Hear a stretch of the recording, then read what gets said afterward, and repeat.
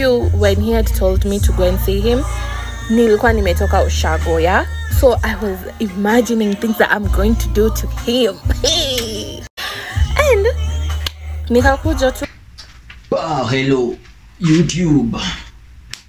Another reaction video. Sijui nafanya nini, but hope you all enjoy. Hi guys, so this is the story time of how my boyfriend, who I believe that was the main chick, literally called me hours after he had told me to go see him. He told me to abort mission because his main chick was actually home. God damn. Kuna wanaume kunje wanacheza game. Imagine unafika unaambiwa wewe ndio the side chick ama wewe ndio the side guy.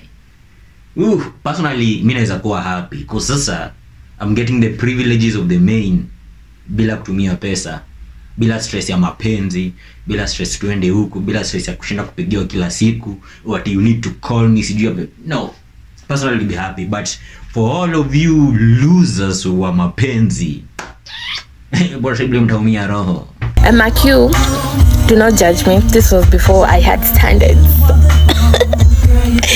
So this guy that I met, a struggling lawyer, I don't give a fuck. Call me bitter, but he was a struggling lawyer. I said what I said, bitch.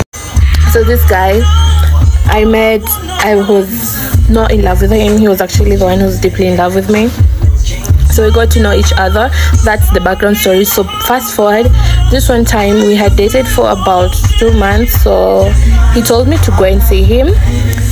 And guys, I hadn't seen him in so long. And sorry, so my Q, when he had told me to go and see him, nilikuwa nimetoka ushago, yeah?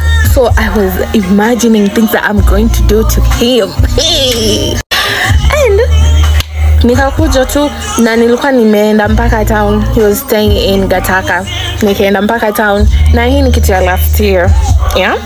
Nikaenda mpaka town nikapanda gari za Gataka. Sasa ndani ya gari kulikuwa na music, but I was worried. Every time I went to his place I used to use an Uber, so sikuwa najua anaenda wapi. So I talked to the lady who was next to me and I was like, oh, it's God sent, because hapo mali nashuka ndo alikuwa anashuka.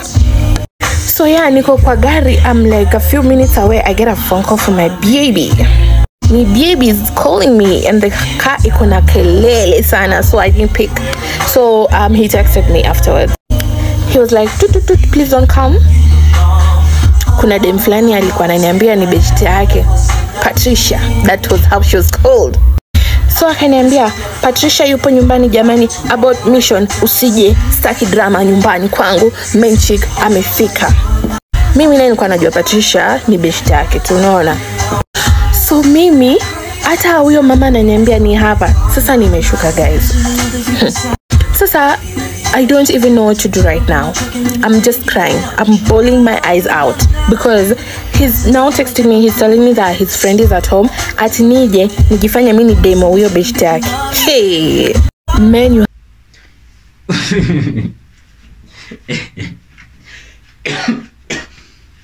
Hey, mapenzi nafanya watu walie huku nje. But that is diabolical work. Unaona text, unanga those clown faces. Unaangalia, unazima simu inakuwa dark, unajiangalia unaona tu hiyo tu uzuko like damn, how was I fucking played? Nilibebwaje kama ng'ombe. Hey. That is the most, mimi naweza sema hiyo ndio inakuanga the most pathetic moment in your own experience. Kujua wewe ndio ulikuwa ng'ombe kwa relationship.